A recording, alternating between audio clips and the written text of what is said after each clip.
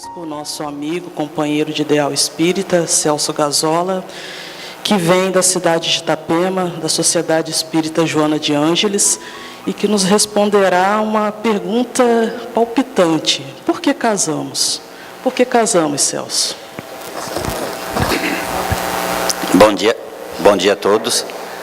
Que a paz do Cristo se faça em nossos corações. E a gente brinca, mas eu estou pensando até hoje também. Então, para a nossa reflexão, como eu disse, numa manhã linda de domingo, por que casamos? Eu não vou responder, eu vou refletir, vamos refletir juntos, né? Mas realmente, se nós perguntarmos para as pessoas casadas qual o principal motivo que os levou a se casarem, as respostas serão as mais variadas, né? Eu casei para ser feliz. Ótimo, né?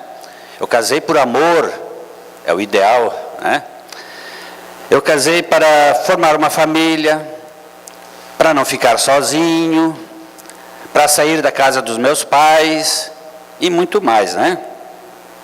E existem também um grande número de pessoas, né, que até hoje ainda não sabem, não descobriram por que se casaram. E se perguntam se realmente valeu a pena ter se casado. E dizem alguns psicólogos que pelo grande número de divórcios que vemos pelo mundo, se percebe que um grande número de pessoas se casaram pelos motivos errados. E também se observa que grande parte desses divorciados acabam sendo felizes num segundo casamento, numa nova tentativa. A verdade é que o homem não inventou o casamento. O que o homem fez, nós podemos dizer que foi transformar o casamento num ritual. Num ritual porque exige cerimônias, né, um vestido específico, festas, alianças, flores, né, então transformou num ritual. O que nós precisamos lembrar, saber, entender, é que casamento não é só felicidade. Sinto muito os que estão planejando, mas não é só felicidade, né? O casamento é bom, né? Mas nós temos momentos difíceis, temos momentos de raiva, né? Mas temos momentos de alegrias, né? Muito bom. Só que então manter o casamento, uma união, nos momentos bons e ruins, faz parte de um compromisso que nós devemos assumir antes de casar. Né? Tem que ser antes, planejado. Só que, infelizmente, nem todos seguem esse objetivo. Então, tem muitos homens ainda esperando a mulher certa para se casar. Mas será que ele é o cara certo para alguma mulher? E também tem mulheres esperando o príncipe encantado. Mas será que ela é a moça certa para ele? A verdade é que nenhuma relação se sustenta quando a gente espera demais do próximo. A gente casa esperando que o outro ou a outra vai nos fazer feliz, né? E não se preocupa não nos preocupamos se nós estamos nos dedicando a ela. Porque com o casamento, a nossa parceira ou o nosso parceiro não vai nos completar. Não vai nos completar porque ninguém está incompleto. Deus nos fez inteiros. O corpo físico pode faltar um braço, um dedo, uma mão, mas o espírito não. O espírito foi criado inteiro. Então a nossa esposa ou o nosso esposo vem acrescentar, aí sim, vem acrescentar para juntos, então compartilhar as virtudes, trabalhar os vícios e irmos até Deus, até a perfeição, que é o objetivo da nossa reencarnação. Então não tem esse negócio de uma só carne, um só corpo, né? Mesmo porque a ciência diz que dois corpos não ocupam o mesmo lugar no espaço ao mesmo tempo, então não existe um só corpo, né? Claro que são alegorias. Mas enfim, uma alma não se funde na outra, cada qual permanece com seus gostos e com os seus desgostos. Então casar, podemos dizer que é adaptar-se, ajustar-se, aí sim, né? É ter os mesmos ideais, as mesmas preocupações, os mesmos sentimentos, as mesmas aspirações, mas não ser a mesma pessoa, certo? Porque um casamento não se inicia lá no altar, com um beijo, né? Primeiro beijo, ou com a assinatura de alguns papéis, mas sim quando dois espíritos decidem se unir com o propósito de evoluir. Então não precisaria de padre, de pastor, de juiz, de padrinhos. Na verdade, um casamento precisa de dois espíritos dispostos a a crescerem, a viverem juntos e a crescerem, né? Então, só dois espíritos dispostos. Agora, o que o homem inventou, poderíamos dizer assim, então foi o divórcio, né? Porque o homem transformou o casamento numa empresa. Então, quando a empresa não dá mais lucros, ela é destituída e os bens são divididos entre os sócios, né? Então, quando acontece um divórcio, nós costumamos dizer que o casamento não deu certo. Mas acho que não são as melhores palavras, os melhores termos para usar, né? Porque se no final de um tempo, de um período, o casal se separou, é porque um deles, ou às vezes os dois, não tinham o necessário para manter o compromisso, não estavam preparados para manter o compromisso, a responsabilidade que é um matrimônio. Então, muitas vezes, até mesmo ainda juntos, o casal já está divorciado. Então, aquele casal que não se ama, às vezes até se odeiam, né? Mas que se mantêm juntos, às vezes pelos filhos ou por motivos religiosos, esse já está mais separado do que casado. Então, podem até usar alianças, né? Procurar mostrar para os outros que são felizes, mas não praticam o matrimônio. Porque o matrimônio é a união, é dividir, é aprender, se ajudar, é fortalecer. Então, quando surgem divergências, muitas vezes busca uma separação. E as divergências não devem ser encaradas como obstáculos.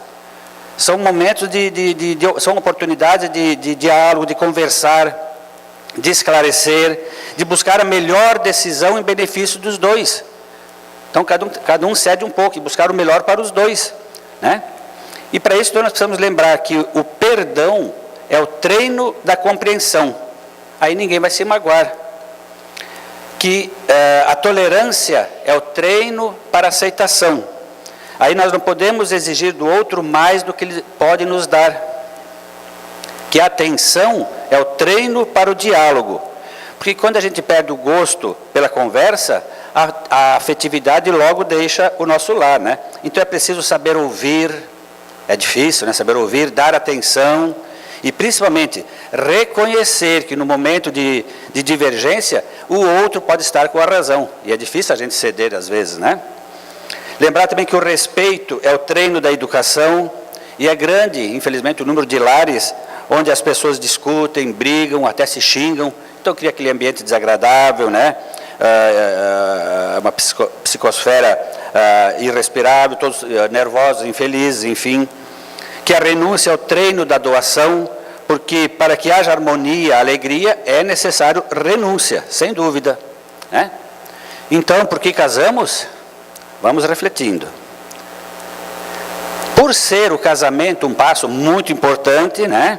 De muita responsabilidade, o ideal seria que somente pessoas com o mínimo de condições psicológicas, físicas e financeiras se casassem, né?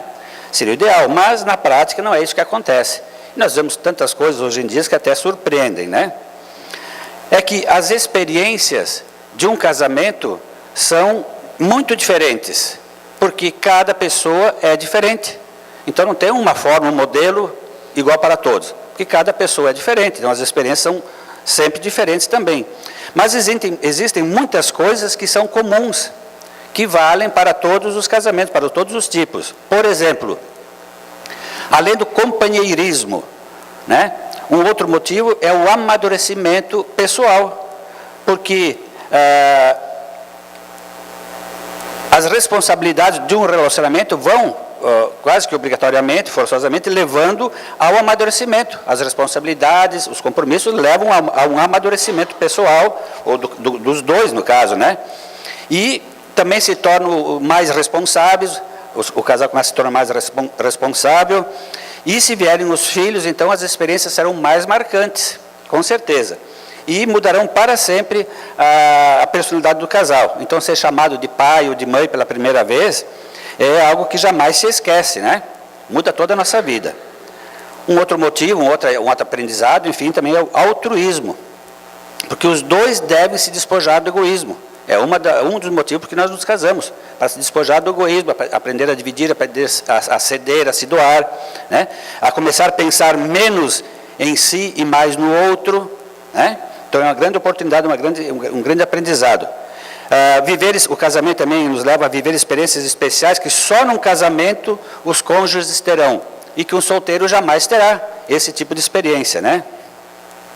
Além da parte sexual também, que é muito importante no casamento, só precisamos lembrar que não é o principal, não é o carro-chefe para a felicidade. O sexo é muito importante, mas não é a base da felicidade de um casamento. Mas além dessa parte sexual, os dois também viverão experiências tão fortes e emocionantes que os farão valer a pena viver a outra parte mais desafiadora, como moradia, educação dos filhos, escola, enfim, né? E a maternidade e a paternidade também são desafios que engrandecem, aprimoram e forjam os homens e mulheres, transformando em verdadeiros seres humanos. Não que os solteiros, novamente, não sejam humanos, mas quem passa por essa experiência nunca mais será como antes. Então, os que aqui são casados entendem isso, né? Com o casamento, as experiências são diferentes, que nunca mais será como antes, principalmente com os filhos, né? Com a maternidade e a paternidade. O casamento também nos torna as pessoas mais compreensivas e pacientes, de um modo geral, né? Nós vamos ter alguém sempre ao nosso lado, alguém que caminhe conosco, que cresça conosco, o companheirismo, como falamos, vamos ter uma companhia, estabilidade não só financeira, emocional, porque, por incrível que pareça, eu lembro de mim na minha infância, ou do meu filho, né? Pô, isso não tem jeito, isso não vai ter nada, porque gastava, mas o casamento nos torna mais responsável e a gente vai buscando essa estabilidade, tanto financeira e emocional também, né? Vamos ter famílias mais fortes, seguras, e além de ter alguém conosco para dividir a carga, vamos dizer assim, resistir às tempestades da vida que todos nós temos. Então, a dois sempre é melhor, sempre é mais fácil. Uma outra reflexão também importante. Sou casado ou estou casado? Como pode um casal continuar evoluindo diante dos desafios a dois, de viver a dois? Segundo a psicóloga Rosane Ferrari, diz que ao viver intimamente, as defesas do casal são colocadas em alerta, pois representa uma ameaça ao eu individual. Então, cada um pode se colocar reativo ao outro ou cooperar para viver com as diferenças que o casamento evidencia. Ou seja, muitas pessoas passam a se considerar casadas, certo? Ser casado é um novo estado e isso não se discute. E se pressupõe ser aceito naturalmente, sem esforço, sem adaptação. Só que ser casado não é garantia de permanecer casado, né? Para isso é preciso atitude, disposição, que o casamento não é uma condição do ser humano, mas sim uma escolha de vida. Então muda bastante, né? Agora, estar casado é diferente, né? Estar casado é se conscientizar que tem que se responsabilizar para continuar casado, né? É desenvolver posturas e compromisso frente à relação, dar de si para obter o que deseja do casamento e do outro. Porque a vida é feita de momentos bons e ruins, como já falamos, né? Então, aproveitar intensamente esses momentos bons e estar unidos para superar os momentos difíceis. É assim que se constrói um casamento duradouro e feliz, não é verdade? Aproveitar os momentos felizes, estarem juntos, unidos para superar os momentos difíceis e construir, então, um casamento feliz. Mas aí eu me lembrei de uma história. Existem várias maneiras do casamento dar certo, né? Além dessa que, como nós colocamos. Um jovem casal de fazendeiros partiram para a sua lua de mel, então, a cavalo. Então, de manhã cedo, o casal de fazendeiros partiram para a sua lua de mel a cavalo. Então, subiram na montaria com a esposa, né? Partiram para a sua lua de mel felizes, ansiosos. Numa certa altura, o cavalo tropeça e cai. Imediatamente, o esposo juntou a jovem esposa, se recompôs, recolheu os pertences, olhou bem para o cavalo e falou: primeira vez. Subiram na montaria, continuaram a sua viagem, ansiosos, né? Novamente, mais adiante, o cavalo tropeça e cai. Ele rapidamente junta a esposa, junta os pertences, se recompõe, né? Se arruma, olha bem para o cavalo e fala: segunda vez. Sobe na montaria, se arrumam, continuam sua viagem. Estavam viajando, seguindo, ansiosos. O cavalo novamente tropeça e cai. Mesma coisa, junta pertence, se recompõe, junta a esposa, se arruma, olha bem para o cavalo e fala: terceira vez. Ele pega da sua arma e pá, tira a vida do cavalo. A esposa esbravejou, xingou, reclamou. Homem mau, sem sentimentos, onde já se viu tirar a vida do pobre animal por uma bobagem, uma coisa tão simples. E xingou, reclamou. Quando ela parou, ele olhou bem para ela e falou: primeira vez, nunca mais brigaram. Então são várias maneiras de um casamento dar certo, né? Brincadeiras à parte, o bom é por amor, né? Por amor e se doar. Brincadeiras à parte, o casamento é muito sério, né? É coisa séria. E o que o Espiritismo diz sobre casamento? Será que ser espírita ou no Espiritismo é diferente, é um mundo à parte? Não, né? Não, porque não são as religiões que fazem um casamento, como nós podemos ver.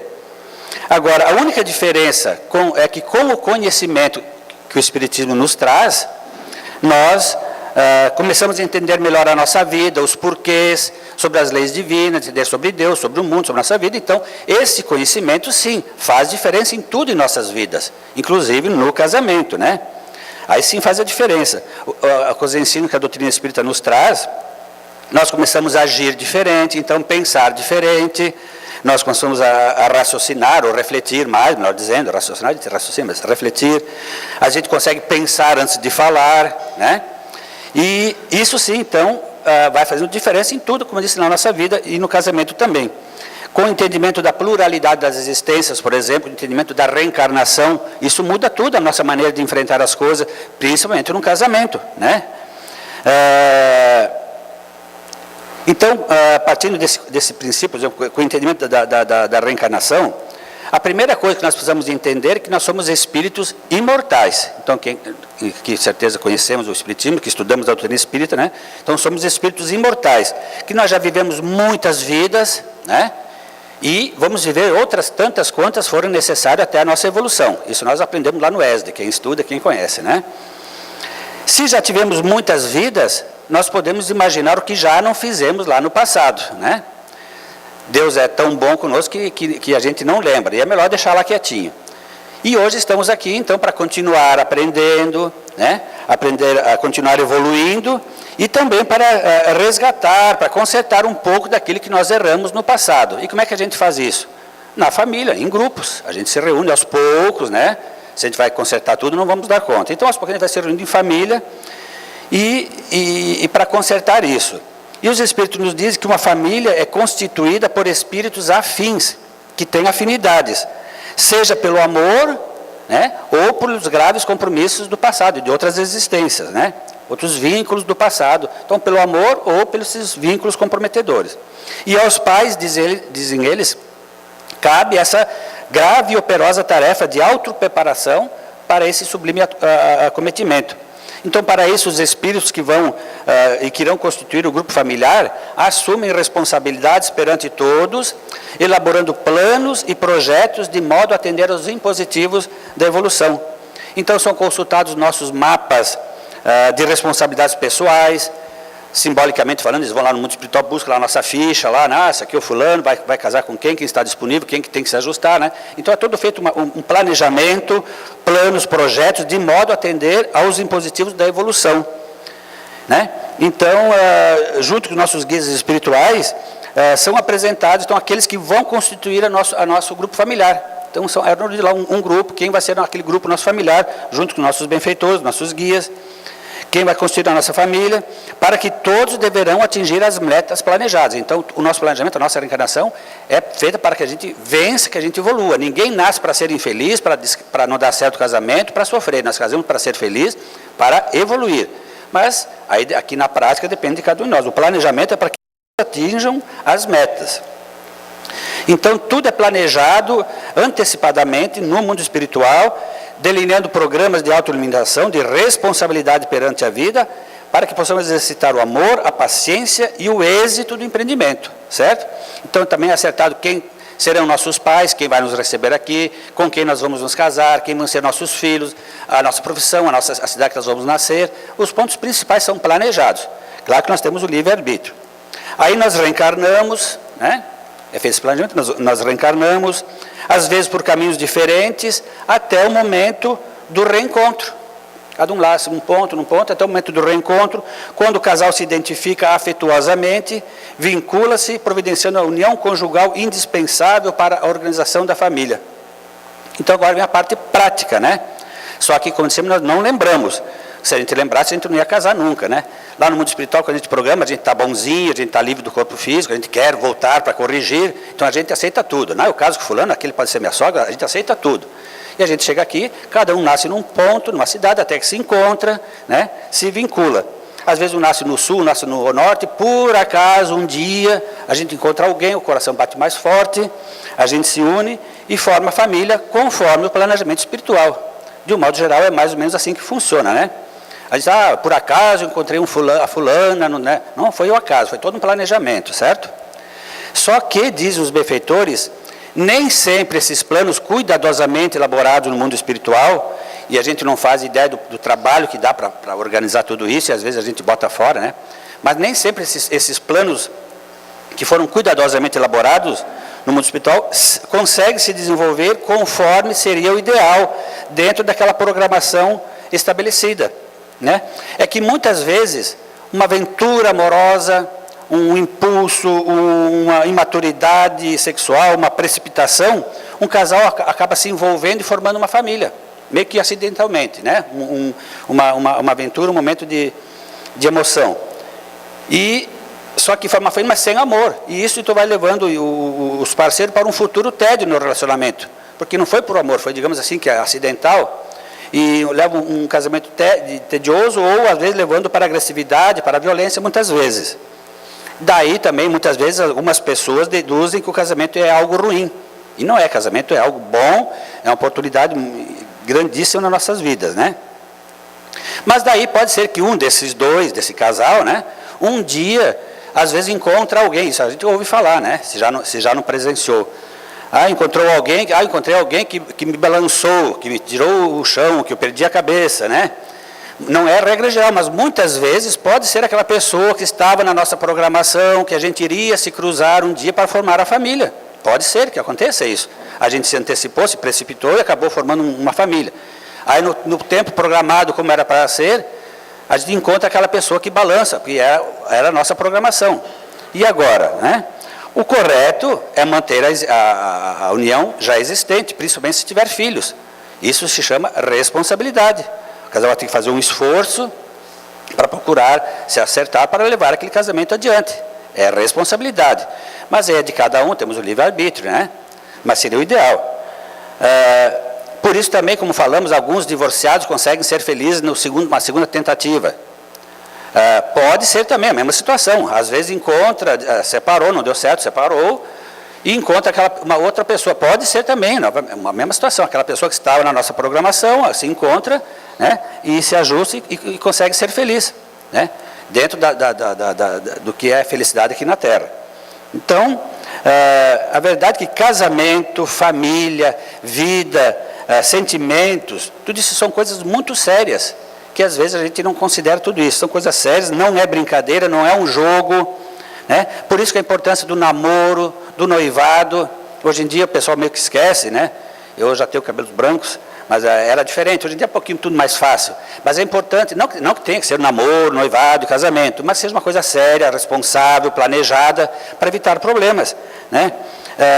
O namoro, essa fase de namoro e noivado é muito importante para o casal ir se conhecendo, saber dos gostos, dos seus desejos do outro, para conhecer melhor o outro. Aquela fase que a gente chama de doce encanto. E é bonito, é bom, né? Vamos admitir. É pegar na mão pela primeira vez, o primeiro beijo, a gente vai, né, planejando. Então, isso tudo, o casal começa a se conhecer, a construir uma história, né? E isso vai evitar um monte de problemas no futuro. Não que o casamento não terá problemas, dificuldades, mas com esse planejamento, com esse fortalecimento, então já é meio caminho andado, vai evitar uma série de problemas no futuro, né? Então, por que casamos? Na questão 695 do Livro dos Espíritos, Allan Kardec pergunta aos Espíritos: será contrário à lei da natureza o casamento? Isto é, a união permanente de dois seres? E os Espíritos respondem: é um progresso na marcha da humanidade, ou seja, é uma lei natural, uma lei divina, a união fortuita do sexo. Então, além da perpetuação da espécie, né, É uma oportunidade de crescimento, de evolução moral do espírito. É trabalhar o egoísmo, aprender a dividir, como falamos, né? Porque num casamento, aquilo que antes era meu, né? Agora passa a ser nosso. Então a gente começa a trabalhar, dividir. O orgulho às vezes é difícil, a gente quer segurar nossas coisinhas, a gente casa até, é nosso, mas a gente tem uma caixinha lá, esse é meu, né? Então o que é meu é nosso. Então antes era o meu quarto, o meu carro, o meu som. Já no primeiro dia de casado é o nosso quarto, é o nosso carro, o nosso som. Aí então um colega brincou, os nossos boletos também, né? Então a gente começa a dividir tudo, não é isso? Depois, se surgirem os filhos, então, aí mais ainda, né? Tem que dividir mais um pouco, dividir atenção, dividir mais cuidados, mais renúncia. Então a cama que era minha, que passou a ser nossa, agora não é mais, agora é mais um para dividir, né? E eles tomam conta mesmo, né? Depois vem os netos e tudo mais. Mas é outra oportunidade, então, de dividir, de aprender a superar o ciúme, o medo, a insegurança. E não termina aí, tem mais ainda, né? Junto de tudo isso, nós herdamos a família do nosso cônjuge. Faz parte do pacote, é um pacote, né? O sogro, aquela sogra, o cunhado, o tio, os primos, vem tudo junto no casamento. Não é só, se tirar só a esposa era melhor, mas vem tudo junto aquilo, né? Faz parte do pacote. A gente brinca, né? Mas é sério. Lembra da programação? A gente combinou, aceitou lá, de vir com aqueles, nós aceitamos, combinamos, assinamos lá no cartório espiritual, que a gente aceitava, olhou para aquela pessoa, aquela vai ser a minha sogra, tudo bem, né? A gente vem lá, a gente quer fazer aquele grupo necessário para a nossa evolução. A gente brinca, a minha sogra era uma mãe para mim, eu não posso falar nada, eu não sei por que falo mal de sogra, a minha era uma mãe, mas é aquele grupo necessário para a nossa evolução, para a nossa melhor, então a gente está aí, então pode ser, às vezes a sogra pode ser difícil, um cunhado difícil, mas é a oportunidade de crescer, de se ajustar, de perdoar, aprender a amar, aprender a dividir, então são oportunidades de crescimento, então a gente não pode olhar como coisas ruins, são oportunidades de crescimento, né? Porque nós somos seres sociáveis também. Também não, nós somos seres sociáveis, nós nascemos para viver juntos, em grupo. Ninguém vive sozinho, ninguém é feliz sozinho. Isso é certo. Não que de vez em quando dá vontade de sumir, de ficar um tempo sozinho, eu quero, né? E até faz bom de ficar sozinho, reflete um pouquinho, organiza os pensamentos, dá um tempinho para a gente, é bom. Mas aquilo é momentâneo, são fases. Mas, de um modo geral, nós somos seres sociáveis, viemos para viver juntos, em grupos, né? Para evoluir. Porque a sabedoria divina estabeleceu objetivos nobres com a união de dois seres. Então não é para ser uma aventura, a gente casa, se não der certo a gente separa. Se uma união que começa assim, já começa metade falida. A gente faz, se não der certo, separa. E a outra metade é só questão de tempo. Então não pode ser, quando o texto é uma coisa séria, planejada, tem que se esforçar, fazer para que tudo dê certo, se esforçar, dar ao máximo. Se porventura acontecer, realmente não dá para ver, então tudo bem, mas que se tente, mas não casar, vou tentar, se não der, separa. Então não é muito sério, né? Temos o livre-arbítrio, a gente respeita, mas tem que se esforçar, né? Não pode começar assim. E mesmo que seja só uma aventura passageira, foi só uma aventura, um momento, cada um seguiu o seu caminho. Nós já estamos vinculados, já assumimos compromisso perante a lei. Isso é muito importante, né? É que tudo no universo está interligado, tudo é energia, tudo é movimento. Está lá na Gênese. Assim como as nebulosas, os sistemas e os planetas agem sobre si, e os elementos de cada planeta reagem uns sobre os outros, e assim sucessivamente até o átomo. E nós estamos inseridos nesse meio, todos interligados, agindo e reagindo, né? O que isso tem a ver com casamento? Tudo, né? Tudo, porque é lei de ação e reação. Então, se eu me envolvi com alguém, né? Se eu criei um vínculo, eu já criei um vínculo, vai ter consequências, é lei de ação e reação. Foi só um momento, mas eu estou envolvido, vou responder, vai ter consequências sobre aquilo. Vai ter consequências boas ou más, né? E um dia vão ter que prestar contas. Que seja daquele pouquinho, porque nós mexemos com sentimentos, machucamos muitas vezes. Por isso os benfeitores nos dizem que os objetivos de uma união a dois são nobres. Como dissemos, além da procriação, né, o crescimento, a nossa evolução. E para que isso aconteça, então, que um casamento perdure, então não basta só aquela empolgação inicial, né, para manter acesa a chama da paixão, mas é preciso amor constante, renúncia e principalmente combater o egoísmo. Então cada um precisa ceder um pouco, renunciar em prol do outro. É assim que nós crescemos e é assim que nós seremos felizes. Só que ser feliz, essa felicidade vai ser construída. durante a vida, vai ser construída, ou durante as vidas, né? Essa vai ser construída. Porque felicidade não é sorrir o dia inteiro, né? Não é não ter problemas, não é ter uma vida, levar assim, viver num mar de rosas, né? A felicidade é superar as dificuldades, é vencer os desafios, superar o egoísmo, né? Encaminhar os nossos filhos até Deus, na verdade, seus filhos, é a amizade, é o companheirismo, como falamos, isso é felicidade, você vai construindo. É poder chegar ao final de uma jornada, claro, nem sempre a gente chega, o casal chega os dois juntos, mas a gente planeja, a gente sonha, vou ficar velhinho juntos, né? O objetivo é esse, é chegar no final de uma jornada e olhar para outros e dizer obrigado, conseguimos, vencemos, obrigado por estar comigo, essas coisas a gente sente, isso não se faz, a gente sente, a gente constrói, e isso podemos dizer que é felicidade, né? Esse sentimento, essa construção, uma vida inteira juntos, superando, se fortalecendo. Chegar no final da vida já meio velhinho, meio quebrado, mas, né, meio enrugado, mas faz parte. Mas o sentimento do coração, esse está junto, nós vencemos, conseguimos, obrigado ter aquela companhia. Se às vezes um parte antes, faz parte do processo, mas no geral isso é construção, né? Está o tempo, né? Mas vamos lá. Também rapidinho, para ir encerrando, uma outra história, se me dão licença, também é de fazendeiros. Olha só, de fazendeiro. Mas é bem simples, só para a gente refletir também. Dois amigos fazendeiros casaram, aí um foi morar longe, em outra cidade. Aí depois de muitos anos, esse colega dele foi visitar o amigo na fazenda. E chegando lá, viu o amigo bem de saúde, né? Perguntou, compadre, como é que você está? Está tão bem assim, com esse ar jovial, né? Conta para nós qual é o segredo dessa jovialidade toda. Aí o fazendeiro respondeu, não, isso é casamento aprumado. Mas como assim, casamento aprumado, o que é isso? Lembra que nós casamos aquela vez, eu e minha esposa, né? A gente combinou, toda vez que ela estivesse braba, para a gente não discutir, eu sairia para dar uma volta na fazenda, tomar um ar puro. Sim, mas e daí? Bom, daí que todos os dias até hoje eu tenho que sair tomar um ar puro na fazenda, né? Então isso ajudou ele a se manter. A mulher devia ser braba mesmo, né? Então uma outra maneira de um casamento também durar, dar certo. Então, a gente se anula um pouco, vai cedendo um pouco, né? Ou cede, ou fica junto para superar, ou impõe com medo, que nem o outro fazendeiro. O ideal é que seja por amor, né? Claro que não vai ser sempre aquela paixão, aquela fase do doce encanto, até a gente brinca, diz que é propaganda enganosa, né? Mas não é propaganda enganosa, faz parte do processo, né? Então, por que casamos? Então, resumindo, se nós olharmos só aos olhos do mundo material, podemos dizer que é pela atração física, acho que é um dos principais objetivos, a gente olha para aquela pessoa, né? Aquela deusa ou aquele príncipe, enfim. Só depois, com o tempo, a nossa princesa vira a bruxa mal, o príncipe vira sapo, né? Mas a gente faz de conta que... Né? Então, se a gente olhar aos olhos do mundo físico, é pela atração física, pelo desejo de estar juntos, sonhando ser felizes, né? Se formos mais além, à luz da doutrina espírita, por exemplo, tudo isso sim, faz parte do processo, né?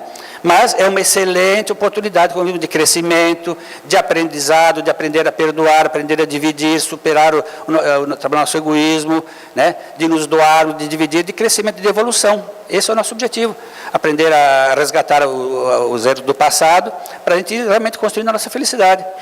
Então, a atração física faz parte, não é propaganda enganosa, é muito bonita, Deus foi muito sábio.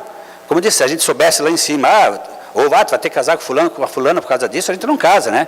Mas com aquele doce encanto, aquela paixão, aquela atração toda, só que aquela paixão vai se transformando num sentimento mais sério, mais maduro, continua sendo um amor, mas é o amor verdadeiro, aquele que a gente constrói enfim, que constrói, né? Então, é mais ou menos isso, a nossa mensagem para a noite de hoje. Então, cada um reflita, tomara que muitos já tenham encontrado a resposta por que casamos, né? E senão a gente vai indo. Então, agradeço a atenção e a bondade de todos, que Jesus nos abençoe. Enquanto o Celso falava, me recordava de um raciocínio, de um pensamento popular que dizia que o casamento é uma instituição que um dos dois sempre tem razão e a outra pessoa é o marido. Brincadeiras à parte, é claro. Nós agradecemos ao Celso por ter conduzido os nossos raciocínios, por ter trazido essas reflexões para que nós pudéssemos refletir e sair daqui um pouco mais, né, esclarecidos sobre a temática. Eu sempre costumo dizer que esses temas assim sobre casamento, sobre família, a gente sempre se recorda de alguém que a gente jura, nossa, mas essa pessoa, aquela pessoa precisava estar aqui para ouvir isso, né? Mas, na verdade, adivinha quem que precisa de ouvir isso? Somos nós que estamos aqui. Então, é aquele que falou também, né, Celso? Obrigada, Celso, que Jesus te abençoe. Então, agora...